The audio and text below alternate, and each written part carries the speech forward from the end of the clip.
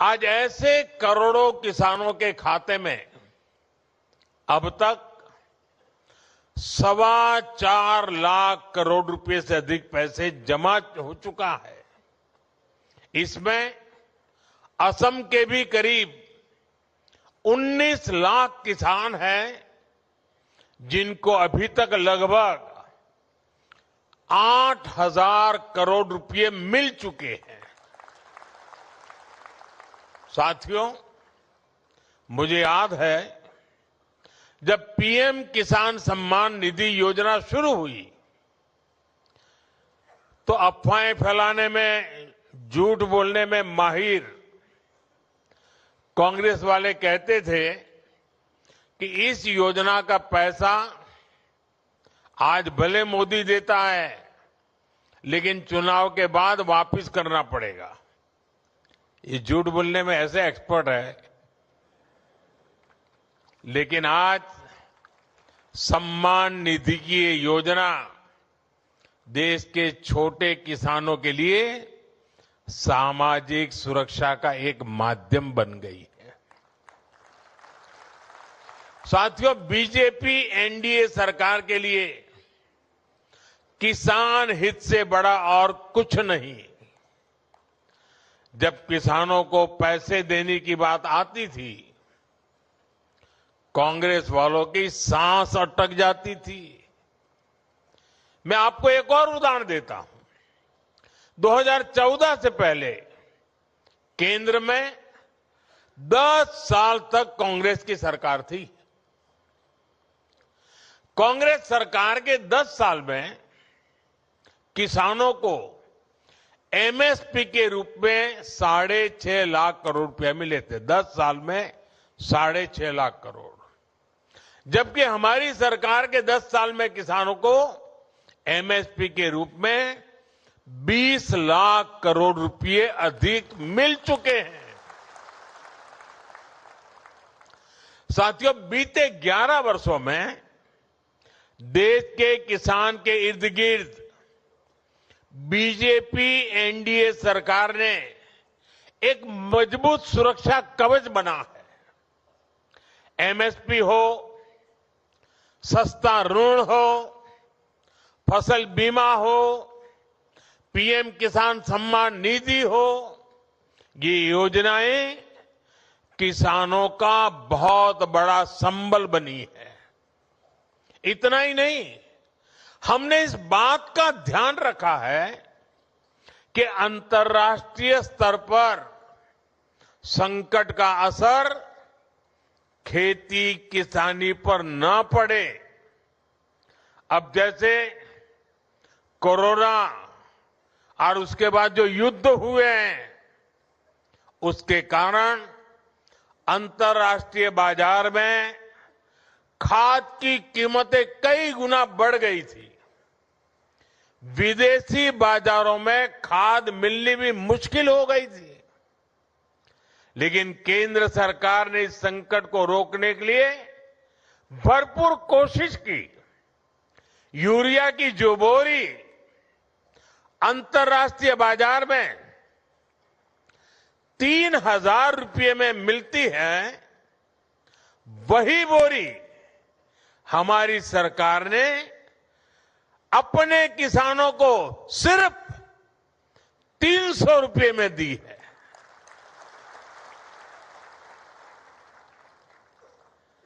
इस पर सरकार ने अपने खजाने से 12 लाख करोड़ रुपए से अधिक खर्च किए हैं ताकि मेरे किसानों पर बोझ न पड़े। ये बोझ सरकार अपने कंधों पर उठा रही है।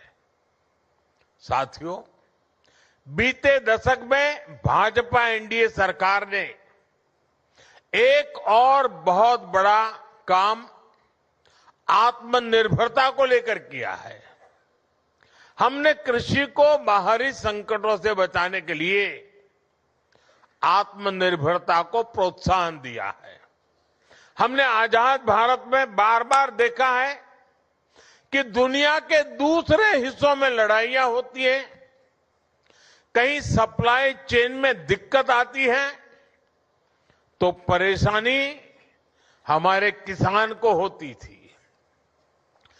कभी खाद महंगी हो जाती थी, कभी डीजल और ऊर्जा की कीमत बढ़ जाती है, क्योंकि दशकों तक कांग्रेस पार्टी ने देश को दूसरे देशों पर निर्भर रखा। इससे खेती की लागत भी बढ़ जाती थी। साथियों, किसानों की खेती नई तकनीक से जुड़े, उन्हें सिंचाई के नए तरीकों से जोड़ा जाए और फसलों को भी लाभ मिले, इस मंशा से हमारी सरकार ने पर ड्रॉप मोर क्रॉप की नीति बनाई। ड्रीप और स्प्रिंकलर जैसी माइक्रो इरिगेशन टेक्निकों को किसानों तक पहुंचाया। इससे सिंचाई भी बेहतर हुई और लागत भी कम हो गई।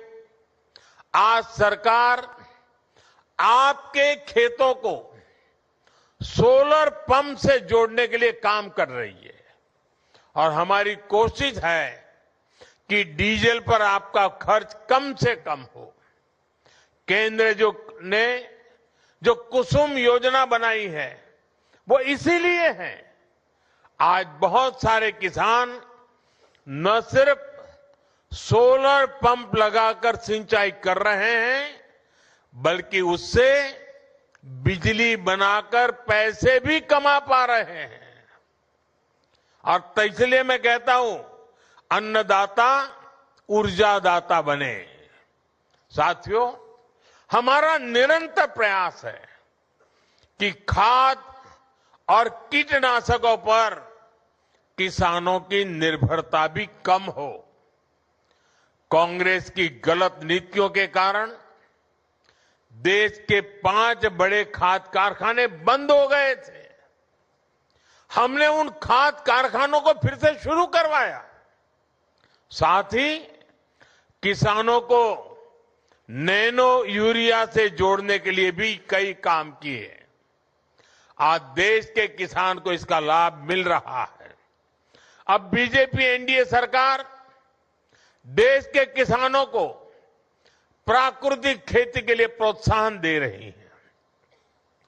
किसान जब बहुत बड़े स्तर पर प्राकृतिक खेती को अपनाएंगे तो मिट्टी भी सुरक्षित रहेगी और हमारे अन्नदाता वैश्विक संकटों से भी सुरक्षित रहेंगे। साथियों, एक तरफ बीजेपी एनडीए सरकार किसानों को लेकर काम कर रही है, हम देश को आत्मनिर्भर बनाने में जुटे हैं। वहीं आज कांग्रेस ने एक बार फिर साबित कर दिया है कि वो किसी भी स्थिति में देश के प्रति ईमानदार नहीं है। आज युद्ध से बने संकटों के बीच भी कांग्रेस सिर्फ अफवाहें फैलाने और अपप्रचार करने में जुटी है। और मैं जरा कांग्रेस के साथियों से कहना चाहता हूं, एक काम करिए, लाल किले पर से 15 अगस्त को पंडित नेहरू जी ने जो भाषण दिए हैं, जरा भाषण सुनिए। आप सुनकर के हैरान हो जाओगे। लाल किले से 15 अगस्त को एक बार कह रहे हैं पंडित जी कि उत्तर कोरिया और दक्षिण कोरिया में लड़ाई चल रही है, इसलिए भारत में महंगाई बढ़ रही है। अब उत्तर कोरिया दक्षिण कोरिया कहां है और यहां पर महंगाई बढ़ने की बात नेहरू जी कह रहे थे। और आज कांग्रेस के लोग देश को गुमराह करने में लगे हैं। वैश्विक संकटों का प्रभाव क्या होता है, यह दुनिया देख रही है। साथियों, बीजेपी एनडीए की सरकार ने हमारी रिफाइनरीज के विकास के लिए, रिफाइनिंग कैपेसिटी के विस्तार के लिए काम किया है। आज भारत दुनिया का वो देश है जो अपनी ही नहीं बल्कि विश्व की ऊर्जा जरूरतों का भी ध्यान रख सकता है। यहां असम में जो हमारी रिफाइनरीज है उनको भी बीते वर्षों में एक्सपांड किया गया है। असम सहित पूरे नॉर्थ ईस्ट में गैस पाइपलाइन इंफ्रास्ट्रक्चर पर अभूतपूर्व निवेश किया जा रहा है। नुमालीगढ़ सिलीगुड़ी पाइपलाइन के अपग्रेडेशन का काम भी पूरा हो चुका है और असम के गोलाघाट में दुनिया का पहला second generation bio ethanol plant भी स्थापित किया गया है। इन सारे प्रोजेक्ट्स का बहुत बड़ा फायदा इस पूरे क्षेत्र को होगा। साथियों, रेलवे की विदेशों पर निर्भरता कम हो, हमें विदेशों से कम तेल मंगाना पड़े, इसके लिए एक दशक में बहुत बड़ा काम हुआ है। पिछले 10 साल में आज देश का करीब करीब पूरा रेल नेटवर्क इलेक्ट्रिक रूट से जुड़ चुका है और जल्द ही हम 100% 100% इलेक्ट्रिफिकेशन का लक्ष्य भी पूरा कर रहे हैं। इस इलेक्ट्रिफिकेशन के कारण देश में करीब करीब 250 करोड़ लीटर डीजल की बचत हो रही है। असम में भी रेलवे नेटवर्क का तेजी से बिजलीकरण हो रहा है। आज भी यहां रेलवे के बिजलीकरण से जुड़े प्रोजेक्ट का लोकार्पण और शिलान्यास हुआ है। साथियों, असम देश में रिन्यूएबल एनर्जी से जुड़े संकल्पों की सिद्धि में भी बड़ी भूमिका निभा रहा है।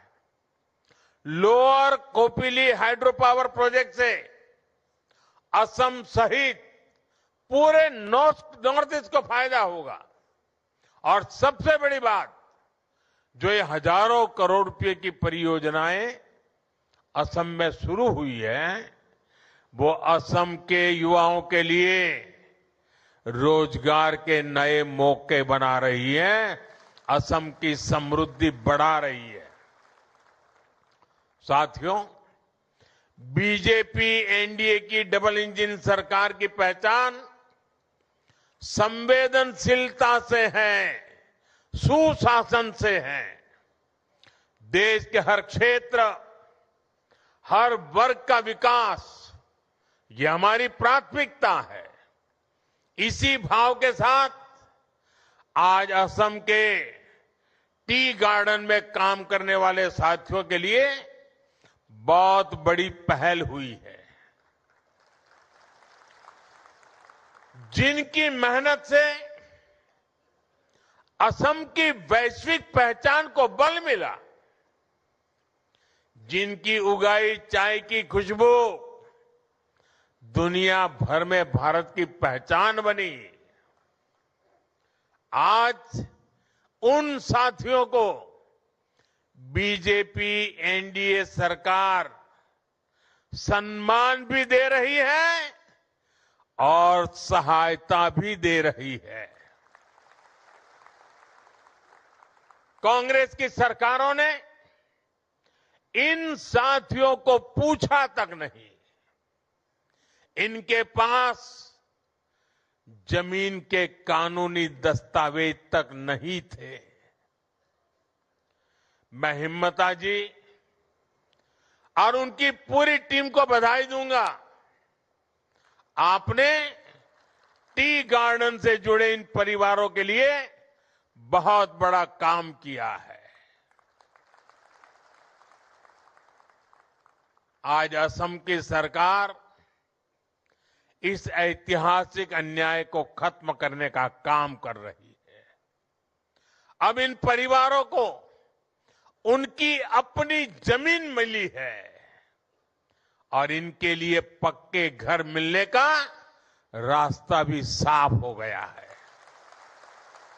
इससे टी गार्डन में रहने वाली बहनों को विशेष रूप से बहुत फायदा होगा।